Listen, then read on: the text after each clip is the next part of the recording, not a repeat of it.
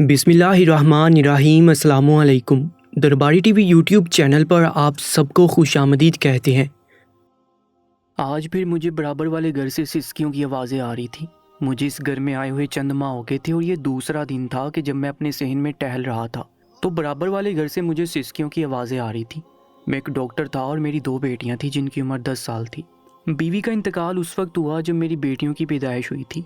मेरी बेटियां मेरी शादी के 5 साल बाद हुई थी और इन 5 सालों में मुझे अपनी बीवी से इश्क हो चुका था। हमें बहुत इत्तेफाक और मोहब्बत थी। 5 साल बाद जब वो हामिला हुई तो वो बहुत खुश थी, लेकिन शायद हमारी खुशियों को नज़र ही लग गई थी, क्योंकि डिलीवरी के दौरान कुछ ऐसी पेचीदगियाँ पैदा हुईं कि मेरी बीवी का इंतकाल हो गया। अपनी बीवी से मोहब्बत की इंतहा ये थी कि मैंने दूसरी शादी नहीं की। अपनी बेटियों की परवरिश मैं खुद कर रहा था। शुरू में तो मैंने अपने घर में ही क्लिनिक खोल लिया था और इसी से मेरी रोज़ी रोटी का सिलसिला भी चल रहा था और बच्चों की परवरिश भी। लेकिन जब से वो 10 साल की हुई थी मैंने एक मुलाजमा घर पर रख ली थी जो कि दिन भर बच्चियों के साथ रहती थी, और जब मैं घर लौटता तो फिर वो अपने घर चली जाती। मेरे बच्चों में मेरी जान बसती थी। मैंने कॉलोनी में एक नया घर ख़रीदा और यहाँ आए हुए मुझे बस चंद दिन ही हुए थे कि जब मुझे बराबर वाले घर से सिसकियों की आवाज़ें आने लगी। रात के 3 बजे का वक्त था। मैं ये सोच रहा था कि आखिर कौन सी औरत है जो इस वक्त सहन में सिसकियों से रो रही है। यह सर्दियों की रातें थीं और सर्दियों की रातें खामोश होती हैं, इसलिए ज़रा सी आहट भी सुनाई देती थी। लोग जल्दी अपने घर और कमरों में घुस जाते हैं, इसलिए सहन में पैदा होने वाला शोर कुछ ज़्यादा ही आवाज़ पैदा करता है। पहले तो मेरा जी चाहा कि मैं छत की जानिब जाने वाली सीढ़ियाँ चढ़कर बराबर झांक देखता हूँ कौन है जो सिसकियों से रो रहा है, लेकिन फिर मेरे ज़मीर ने मुझे इस बात की इजाज़त नहीं दी कि ये एक निहायत ही गैर मुनासिब सी बात है। हमारे इस्लाम में ये बात दुरुस्त नहीं। दूसरों के घरों में झांकना गुनाह है और ये आवाज़ भी एक औरत की सिसकियों की है। मेरा यूं किसी औरत को देखना बुरी सी बात है। दरअसल मैं हॉस्पिटल जाता था और शाम तक लौट आता था और इसके बाद अपने घर में एक कमरे में क्लिनिक के तौर पर बना रखा था, जहां मैं 2-3 घंटे मोहल्ले में रहने वाले अहले मोहल्ला को कम फीस पर देख लेता था और अब खाना खाकर 10 बजे तक सो जाता। इसलिए रात के 3 बजे मेरी आँख खुल जाती थी। तहज्जुद की नमाज पढ़ने के बाद भी मेरी आंखों में नींद का शाइबा तक नहीं होता था। मेरी बेटियां सो रही होती थी। कभी तो मैं अपनी बीवी को याद करता रहता, शादी की एल्बम निकाल कर उसे देखता रहता था, और कभी जब बेचैनी सी महसूस होती तो सहन में आ जाता, वहाँ पर टहलने लगता। ये रूटीन मेरी काफ़ी सालों से थी। जब तक शाइस्ता हयात थी तब तो हम दोनों बातों में मसरूफ़ रहते, एक दूसरे की संगत में वक्त का अंदाज़ा ही नहीं होता था। लेकिन अब तो ये हाल था कि वक्त काटे नहीं कटता था। ये तीसरा दिन था कि जब भी मैं सहन में टहलने के लिए आता तो मुझे सिसकियों की आवाज़ें सुनाई देती। मैं शायद उन पर इतनी तवज्जो न देता, लेकिन इसके बाद जो इंकशाफात मुझ पर खुलने लगे मेरा तजस्सुस मज़ीद बढ़ने लगा। दूसरे दिन जब मैं हॉस्पिटल से घर आया तो मेरी दोनों बेटियां मेरे पास आकर बैठ गई। कहने लगी, बाबा ये जो बराबर वाली आंटी है ना, ये मोहल्ले की बच्चियों को पाक कलाम पढ़ाती हैं और हिफ्ज भी कराती हैं। ये सुनकर मुझे हैरत हुई थी। कहने लगी कि बाबा हमने भी कुरान पाक हिफ्ज करना है। ये सुनकर मैंने कहा कि तुम लोग कैसे कर सकते हो, तुम लोग स्कूल में पढ़ते हो, इस तरह स्कूल की तालीम तुम लोगों को रोकनी पड़ेगी। कहने लगी, नहीं हमारी उस्तानी जी कहती हैं कि थोड़ा थोड़ा सा करती जाओ और अपनी तालीम बेशक जारी रखो। वो कहने लगी, बाबा उस्तानी जी बहुत अच्छी हैं, उनका मीठा लहजा हमारा दिल मोह लेता है, उनकी बातें हमें सुकून बख्श देती हैं, उनकी तिलावत सुनकर हमारा दिल चाहता है कि वो पढ़ती रहें और हम सुनते रहें। उनकी आवाज़ हमारे दिलों को एक अजीब सा सुकून बख्शती है। उस औरत की इतनी तारीफ़ें अपनी बेटियों के मुंह से सुनकर मेरे दिल में उस औरत को देखने का तजस्सुस पैदा होने लगा। हालांकि मैं कोई नज़रबाज किस्म का शख्स नहीं था, ना ही अपनी बीवी के अलावा मुझे किसी लड़की में या औरत में दिलचस्पी पैदा हुई थी। लेकिन ना जाने क्यों उस औरत में दिलचस्पी हो रही थी। मैंने अपनी बेटी को उस औरत के पास जाने की इजाज़त अभी नहीं दी थी। मैं चाहता था कि पहले अहले मोहल्ला से भी मशवरा कर लूं कि ये औरत कौन है, कैसी है, क्योंकि अपनी बेटियों के बारे में मैं बहुत ज़्यादा हसास था। हर महफिल में उन्हें बैठने उठने की इजाज़त नहीं देता था। यहाँ तक कि उनकी सब दोस्तों को मैं जानता था कि वो किन दोस्तों में उठती बैठती हैं और उनकी दोस्तों का ताल्लुक किन घरानों से है। मेरा शुमार उन वालिदैन में नहीं होता था जो कि अपनी बच्चियों के मामले में बेपरवाही बरतते हैं। यहाँ तक कि मैं एक दोस्त की तरह अपनी बच्चियों से उनकी रोज़ की रूटीन पूछता और वो मुझसे कोई भी बात करते हुए झिझकती या घबराती नहीं थी। मैं उनके मुंह से उनके उस्ताद के दोस्तों के किस्से तक सुनता था, जैसे कि मुझे अंदाज़ा हो जाता था कि उनका उठना बैठना किन लड़कियों के साथ है, और फिर प्यार से उन्हें समझा भी देता था कि तुमने फ़लाँ लड़की के पास बैठना है और फ़लाँ के पास नहीं, फ़लाँ से दोस्ती करनी है और फ़लाँ से नहीं, और वो भी मुझसे इख्तलाफ नहीं करती थी। मैंने कहा कि अभी तो मैं तुम्हें ये इजाज़त नहीं दे सकता क्योंकि कुरान पाक एक बहुत बड़ी ज़िम्मेदारी है। इसे हिफ्ज़ करना और अपने सीने में इसे महफूज करना कोई छोटी बात नहीं है।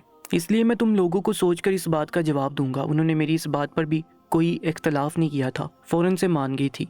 लेकिन इसके बाद जो कुछ होने लगा था वो काबिल तशवीश था। अगली रोज़ मैं जब मस्जिद में नमाज़ पढ़ने के लिए गया था, मैंने वहाँ के इमाम साहिब और बुज़ुर्गों से उस औरत के बारे में पूछना शुरू कर दिया जो कि काफ़ी अरसे से उस मोहल्ले में रह रहे थे। उनका कहना था कि वो एक बेवा औरत है और निहायत शरीफ अतवार की मालिक है, अकेले घर में रहती है, कोई औलाद भी नहीं है, इसलिए मोहल्ले की बच्चियों को दीनी तालीम देती है। हम भी अपनी बच्चियों को बेफिक्र होकर उसके पास तजवीदुल कुरान और नाजरा के लिए भी भेजते हैं और बहुत सी मोहल्ले की बच्चियां हिफ्ज़ भी कर रही हैं। इसलिए आप बेफिक्र होकर अपनी बेटियों को भेज सकते हैं। मोहल्ले वालों ने उस औरत के बारे में मुझे बहुत मुतमिन कर दिया था, इसलिए मैंने बेफिक्र होकर अपनी बेटियों को वहाँ भेजना शुरू कर दिया। लेकिन बहुत जल्द मेरी बच्चियाँ जैसे उस औरत की गर्विदा होने लगी थी। अब तो वक्त मेरी बच्चियों का उस औरत के साथ गुजरने लगा था। जब भी वो घर आती तो उस्तानी जी की रट लगाने लगती। पापा, उस्तानी जी ऐसी हैं, उस्तानी जी वैसी हैं। आज उन्होंने हमें अपने हाथ की बिरयानी खिलाई, वो बहुत मज़े का खाना बनाती हैं। मैंने पूछा, क्या तुम्हारी उस्तानी जी सब बच्चियों को रोज़ाना खाना खिलाकर भेजती हैं? तो मेरी बेटियाँ हंसने लगी। फरवा कहने लगी, नहीं बाबा, वो हमसे ज़्यादा नहीं मोहब्बत करती और हमें ही खाना खिलाती हैं। बाकी बच्चियों को 1.5-2 घंटे में पढ़ाकर भेज देती हैं, लेकिन वो हमें रोक लेती हैं, हमसे बातें करती हैं। अब मुझे ये समझ नहीं आ रही थी कि आखिर वो मेरी बेटियों को ख़ास तवज्जो क्यों दे रही हैं। जब मोहल्ले की बाकी बच्चों को पढ़ाकर भेज देती हैं तो उन्हें क्यों बिठाए रखती हैं। लेकिन बहरहाल मोहल्ले वालों की तसल्ली बख्श बातें सुन सुनकर मैं उस पर शक नहीं कर सकता था। लेकिन एक बार जब मैं हॉस्पिटल से वापस आया तो मुलाजमा माथे पर त्योरी चढ़ाए बैठी थी। मैंने पूछा कि आपको क्या हुआ है, इतने अरसे में क्यों बैठी हो? मेरी बेटियां अक्सर उस मुलाजमा को तंग करती रहती थी। कभी कहती थी कि खाना अच्छा नहीं बनाती, हमें पास्ता खाना है और तुम्हें बनाना नहीं आता। कभी कहती तुम क्या सब्जियां बना लेती हो, हमें नहीं पसंद। लेकिन फिर भी वो प्यार मोहब्बत से उन्हें वो सब खिला देता था। अक्सर आपा मुझसे शिकायत ही कर देती थी कि तुम्हारी बेटियों के बड़े नखरे हैं।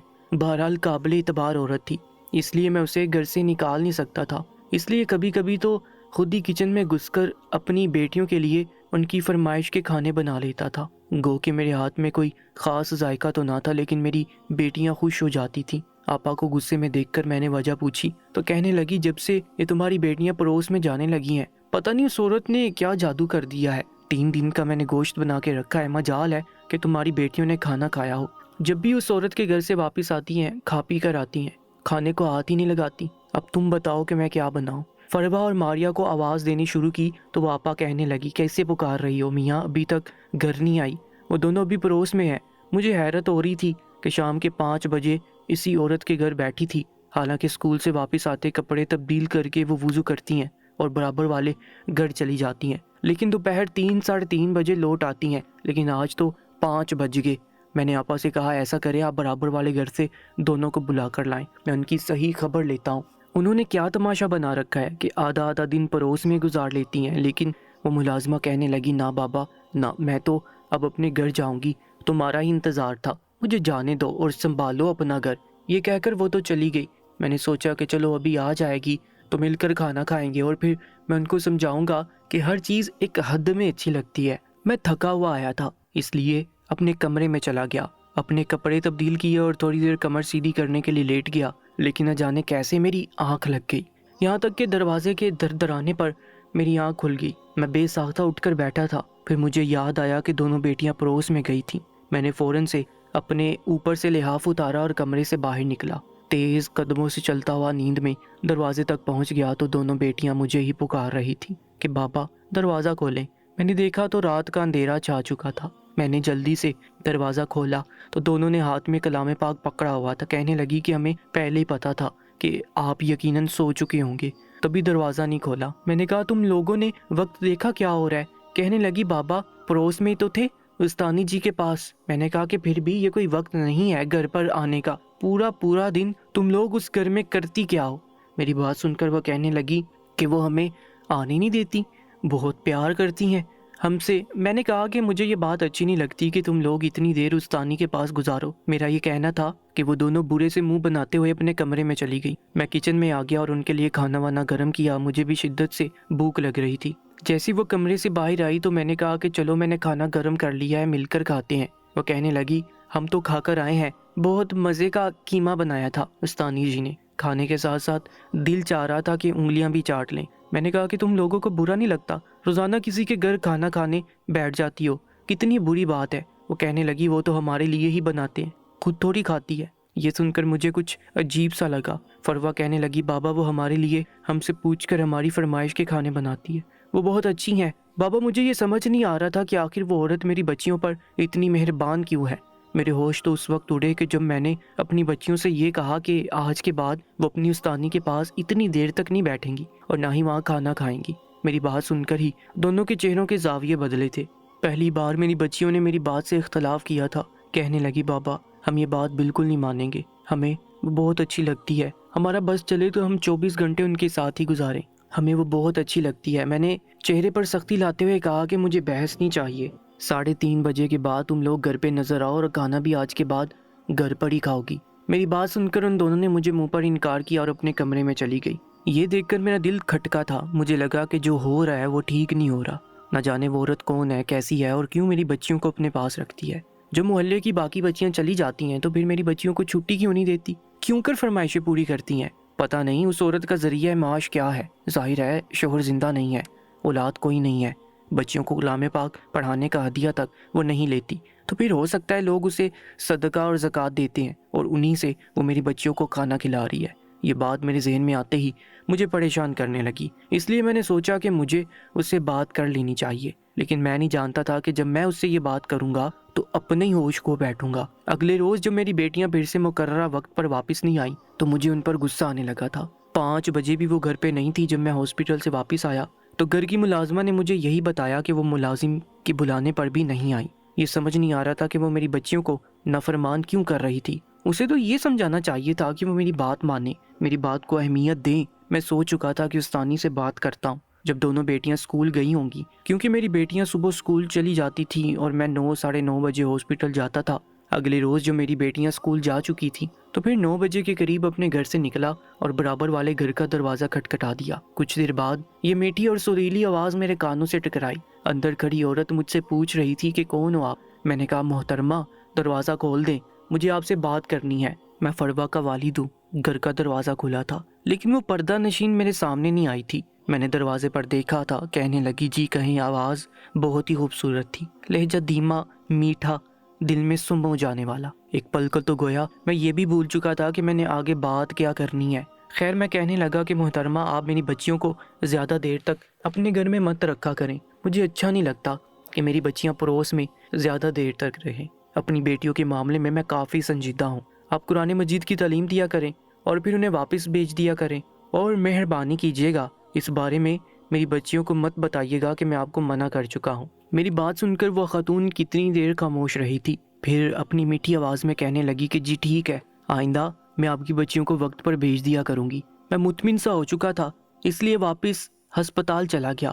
شام کو گھر آیا تو میری بچیاں استانی کے ہاں پڑھنے کے لیے گئی ہوئی تھیں۔ کچھ دیر بعد دروازے پر دستک ہوئی تو میری بچیاں گھر میں داخل ہوئیں۔ میرے چہرے پر مسکراہٹ تھی کہ اس استانی نے میری بات مان لی، لیکن جب میں نے اپنی بچیوں کا چہرہ دیکھا تو بجھا ہوا تھا، کیونکہ ان کی آنکھیں سوجی ہوئی تھیں، چہرے پر بلا کی سنجیدگی تھی، ان کے چہرے پر پہلے جیسی کوئی مسکراہٹ نہ تھی۔ جیسے گھر میں داخل ہوئیں تو کلام پاک کو شیلف پر رکھا اور بغیر مجھ سے سلام کیے مجھ سے دور جا کر بیٹھ گئی۔ اپنی بچیوں کو خود سے دور دیکھ میں حیران ہوا تھا۔ ان کے پاس گیا، کہنے لگا کہ کیا ہوا میری گڑیا رانیاں، مجھ سے ناراض کیوں ہے؟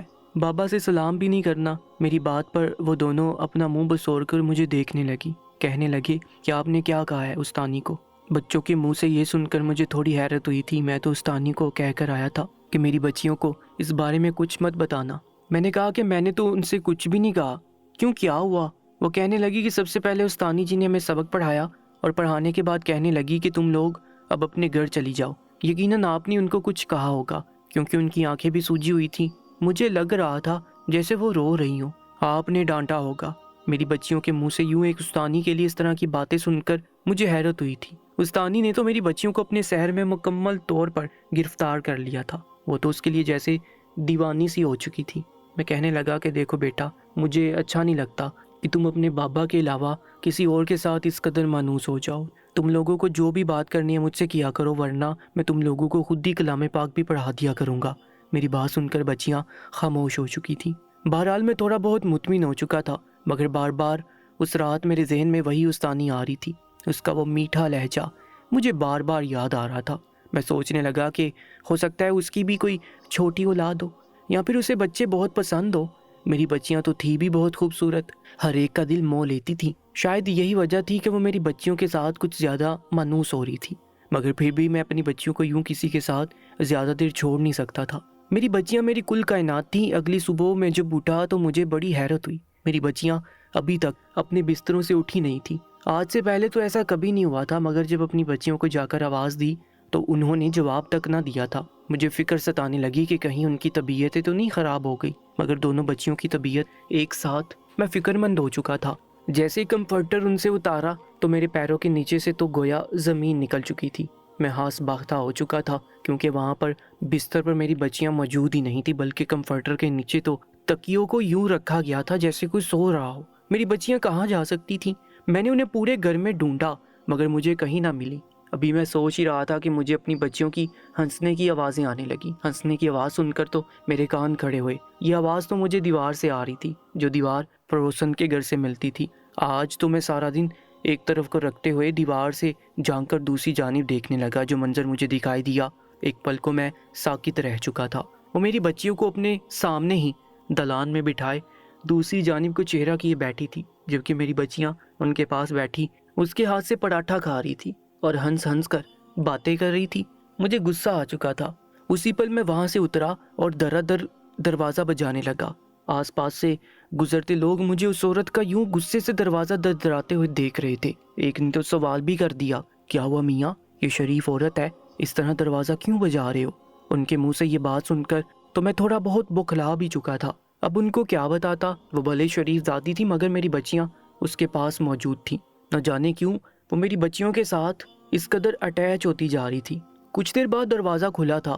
دروازہ اس عورت نے کھولا تھا جس نے اپنا چہرہ ڈھک رکھا تھا۔ اس کا سفید مومی ہاتھ بالکل میرے سامنے تھا، جو کہ بالکل دودھ جیسا سفید تھا۔ میں نے غصے سے اس عورت سے کہا کہ میری بچیوں کو میرے حوالے کر دو۔ وہ عورت جیسے ہی پیچھے ہٹی تو میں خود اس کے گھر میں داخل ہو گیا اور اپنی دونوں بچیوں کو بڑی سختی سے پکڑ کر گھر سے باہر لایا تھا۔ میری بچیاں میری سختی اور غصے پر رونے لگی، مگر آج میں لحاظ نہیں کرنا چاہتا تھا۔ پہلی مرتبہ میں نے اپنی بچیوں کو غصے سے ڈانٹا تھا کہ کیا رشتہ ہے تم لوگوں کو اس عورت کے ساتھ، اس پر اس قدر جان نچھاور کر رہی ہو، جب تم لوگوں کا باپ اپنی ڈیوٹی کے ساتھ ساتھ تم لوگوں کو خوشیاں فراہم کرنے کے لیے سب کچھ کرتا جا رہا ہے، تم لوگوں کو ہر آسائش فراہم کر رہا ہے، ماں باپ دونوں کی محبت دے رہا ہے، اور اس کے باوجود تم لوگ مجھے یہ سب کچھ کہہ رہی ہو۔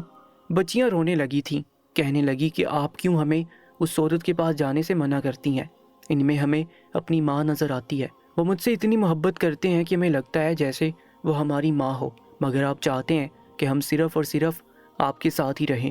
آپ ہمارے ساتھ اچھا نہیں کر رہے، ہمیں آپ کے ساتھ رہنا ہی نہیں ہے، ہمیشہ کے لیے استانی کے پاس ہی رہنا چاہتے ہیں۔ اپنی بچیوں کے منہ سے یہ الفاظ سننے تھے کہ مجھے غصہ آ گیا۔ میں اپنی بچیوں کے منہ پر تھپڑ مار چکا تھا۔ بعد میں اپنے اس ہاتھ کو میں نے دیوار پر مار مار کر زخمی بھی کر دیا کہ میں نے کیوں ان ہاتھوں سے اپنی بچیوں کو مارا۔ مگر میں کیا کرتا؟ مجھے ڈر تھا، پہلے میری جان سے پیاری بیوی مجھے چھوڑ کر چلی گئی اور اب کہیں میری بچیاں ہی مجھ سے جدا نہ ہو جاتی۔ میں نے فیصلہ کر لیا تھا کہ میں محلے کو ہی چھوڑ دوں گا، مجھے یہاں پر رہنا ہی نہیں۔ یہ عورت تو کوئی جادوگرنی تھی، نہ جانے میری بچیوں کو اپنے جال میں پھنسا کر بعد میں ان کے ساتھ کیا کچھ کرتی۔ پھر میں نے تو ایسے کئی گروہوں کے بارے میں سن رکھا تھا جو محلے میں آ کر رہتی تھی اور پھر وہاں پر بچوں کو اغوا کر لیتی تھی، انہیں نشے کا عادی بنا دیتی تھی۔ کئی طرح کے وسوسے تھے جو میرے دماغ میں آ رہے تھے۔ بہرحال میں نے دروازے پر کھڑے ہو کر اس عورت کو بھی کھڑی کھوٹی سنائی۔ محلے والے مجھے باتیں سنانے لگے کہ ایک شریف ذاتی ہے، اس سے اس لہجے میں بات نہیں کر سکتے، مگر میں انہیں سمجھاتا رہ گیا کہ یہ میرے بچیوں کو اپنے بس میں کر رہی ہیں۔ میری بچیاں اس عورت کے ساتھ رہنے لگی ہیں، رات کو بھی یہ انہیں اپنے پاس سلانے لگی ہے کہ آپ لوگوں کے بچوں کے ساتھ بھی ایسے ہی کرتی ہیں، پھر اسے میرے بچوں میں ہی کیوں اس قدر دلچسپی ہے۔ ایک ہفتہ ہو چکا تھا میری بچیاں دوبارہ قرآن پاک پڑھنے کے لیے اس عورت کے پاس نہیں گئی تھی۔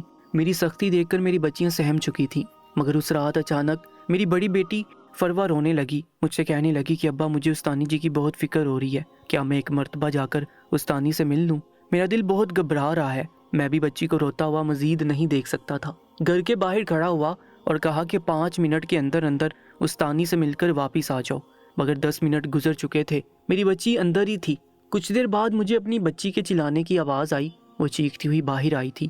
میں تو بکھلا چکا تھا، کہنے لگا کہ کیا ہوا؟ وہ روتے ہوئے کہنے لگی کہ ابا اندر چلیں، دیکھیں اندر استانی کو کیا ہو گیا ہے۔ بچیوں کی آواز سن کر باقی لوگ بھی وہاں پر آ چکے تھے۔ جب دیکھا گیا تو وہ خاتون جائے نماز پر حالت نماز میں موجود تھی۔ جب محلے کی خواتین نے اسے ہلایا تو وہ دم توڑ چکی تھی، وفات پا چکی تھی۔ سبھی سبحان اللہ اور اللہ اکبر کہنے لگے کہ کتنی نیک خاتون ہے، جائے نماز پر اس نے اپنی جان دے دی۔ مجھے تو حیرت ہوئی تھی کہ آخر اس عورت کو بیماری کیا تھی۔ اس خاتون کے ساتھ ملنے والی خواتین اور بچیوں تک کا کہنا تھا کہ یہ تو بالکل ٹھیک ٹھاک تھی، اچانک موت کیسے آ گئی؟ کچھ سمجھ میں نہیں آ رہا تھا۔ میں تو ڈاکٹر تھا، میری بچیاں خاتون کے لیے بہت رو رہی تھی۔ میں بھی پچھتانے لگا کہ اگر اس کی اتنی زندگی تھی تو بلا وجہ ہی میں نے اپنی بچیوں پر سختی کی، اس کے ساتھ کچھ وقت تو گزار لیتی۔ بہرحال مجھے تجسس ہوا کہ آخر اسے بیماری کیا تھی۔